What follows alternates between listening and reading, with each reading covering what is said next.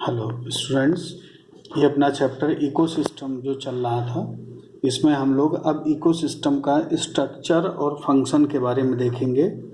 तो हम लोगों ने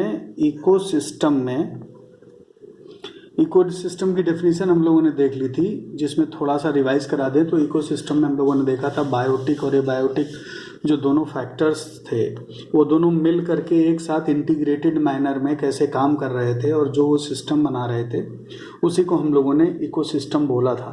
पूरे बायोटिक फैक्टर्स और एबायोटिक फैक्टर आपस में बायोटिक फैक्टर कैसे इंटरेक्ट कर रहे थे और किस तरीके से वो एबायोटिक फैक्टर्स को एक इंटीग्रेटेड मैनर में कैसे सब आपस में एक दूसरे से मिलजुल कर काम कर रहे थे एज ए सिस्टम।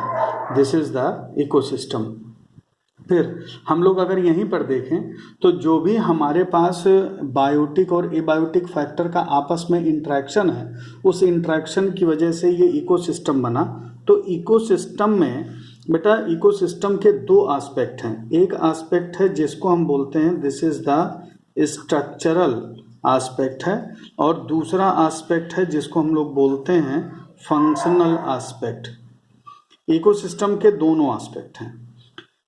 अगर हम लोग स्ट्रक्चरल एस्पेक्ट की बात करें तो स्ट्रक्चरल एस्पेक्ट में हम लोग दो चीज़ों की बात करते हैं। सबसे पहला स्ट्रक्चरल एस्पेक्ट में हम लोग किसी भी इकोसिस्टम में स्पीशीज का हम लोग कंपोजिशन देखते हैं। स्पीशीज कंपोजिशन को स्टडी करते हैं और स्पीशीज पहले नंबर पे। स्पीशीज कंपोजिशन में हम लोग क्या करते हैं, जितनी भी प्लांट और एनिमल की स्पीशीज हैं, प्लांट और एनिमल स्पीशीज, इन दोनों स्पीशीज का आइडेंटिफिकेशन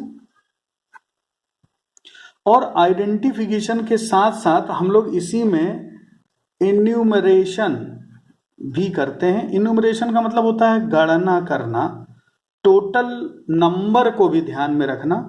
ये दोनों एस्पेक्ट हमारे हैं जिसमें हम लोग आइडेंटिफिकेशन और इन्यूमरेशन करेंगे प्लांट और एनिमल पूरी स्पीशीज का स्पीशीज कंपोजिशन में। ये पहला है। दूसरे नंबर पे फिर जो दूसरा स्ट्रक्चरल एस्पेक्ट आता है दैट इज स्ट्रैटिफिकेशन का। स्ट्रैटिफिकेशन की बात करें तो स्ट्रैटिफिकेशन में हम लोग क्या यहीं पर देखते हैं कि जो भी स्पीशीज हैं हमारे पास, अलग अलग जो डिफरेंट स्पीशीज हैं, ये डिफरेंट स्पीशीज का वर्टिकल डिस्ट्रीब्यूशन क्या है। जैसे vertical distribution of different species is known as stratification. फिर हम लोग यहीं से एक पॉइंट और देख सकते हैं, बहुत इंपॉर्टेंट पॉइंट ये है कि जैसे हम लोग किसी भी एक फॉरेस्ट इकोसिस्टम की बात करें, अगर हम लोग किसी भी फॉरेस्ट इकोसिस्टम की बात करेंगे तो फॉरेस्ट इकोसिस्टम में हमारे पास सबसे जो मतलब ऐसी स्पीशीज जो सबसे बड़ी जो दिखेगी, वो सबसे बड़ी स्पीशीज पहली जो लार्जर कैनोपी के साथ होगी वो होगी ट्री स्पीशीज। सबसे पहले मतलब वर्टिकल स्ट्रेटा में जो सबसे ऊपर लेयर होगी वो सबसे अपर लेयर ये ट्री स्पीशीज लिए रहेगी। उसके बाद फिर वहीं पर फॉरेस्ट में सेकेंड नंबर पे श्रब आएगी और उसके बाद ग्रासेस आ जाएंगी और फिर आ जाएंगी यहीं पर सबसे इंपॉर्टेंट पॉइंट है, देखिए ट्री, फिर श्रब और उसके बाद ग्रासेस और हर्ब, ये आ जाएंगे। तो देखिए ये वर्टिकल डिस्ट्रीब्यूशन हुआ, सबसे ट्री, फिर श्रब और उसके बाद herb. Trees vertical strata layer of सबसे ऊपर, shrub second layer and herb और ग्रासेस सबसे बॉटम लेयर्स में ये पाई जाएंगी। This is the bottom layer. This is the stratification. Stratification की बहुत ज़्यादा वैल्यू है। स्ट्रैटिफिकेशन को हम लोग हम लोग यहाँ पर वर्टिकल डिस्ट्रीब्यूशन स्पीसीज का हम लोग बेटा उधर इवोल्यूशन में भी पढ़ेंगे। जब हम लोग फॉसिल रिकॉर्ड पढ़ेंगे तब हम लोग वहाँ पर भी स्ट्रेटिफिकेशन पढ़ते हैं। वहाँ पर हम लोग क्या करते हैं, जो कोई भी हमारे पास जैसे किसी भी तरह का कोई भी रॉक मिली या कोई भी ऐसा एरिया मिला, तो जब हम उसका भी वर्टिकल सेक्शन स्टडी करते हैं तो that is also known as stratification. ये एक बहुत इंपॉर्टेंट पॉइंट है। उसके बाद फिर बेटा जब हम लोग, अब देखिए ये तो हो गया हमारे पास, ये पूरा पॉइंट आया हमारे पास स्ट्रक्चरल एस्पेक्ट में, जो पहला एस्पेक्ट था। दूसरे नंबर पे हमारे पास फंक्शनल एस्पेक्ट आता है इकोसिस्टम का। तो इस फंक्शनल एस्पेक्ट में हमारे पास कुछ बहुत ही इंपॉर्टेंट पॉइंट हैं जिस पे हम लोग उन एस्पेक्ट पे स्टडी करेंगे तो फंक्शनल एस्पेक्ट होगा। जैसे फंक्शनल एस्पेक्ट के लिए हम लोग स्टडी करेंगे सबसे पहले productivity P den. Now the जुगाड़ is here, that is P den.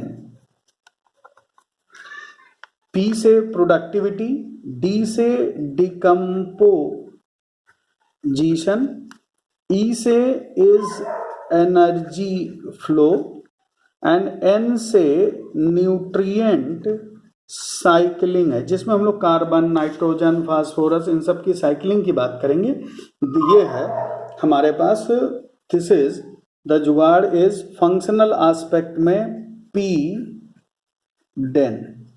याद रखिएगा ये पूरा फंक्शनल एस्पेक्ट में आ जाता है हमारे पास।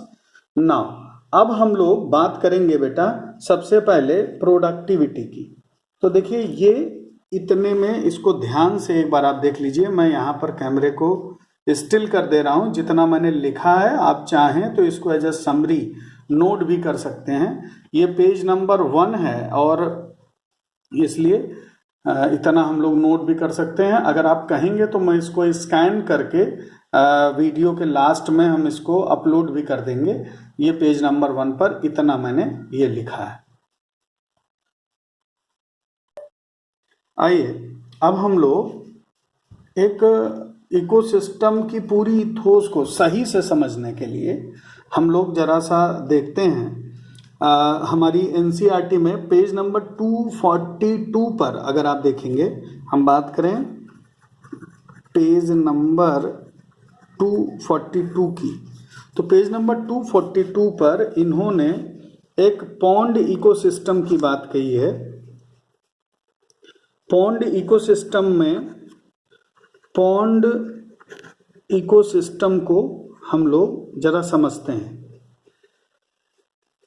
देखिए पॉन्ड इकोसिस्टम में सबसे इंपॉर्टेंट पॉइंट हमारे पास ये आता है। देखिए हम सभी फैक्टर्स की बात करेंगे पॉन्ड इकोसिस्टम में।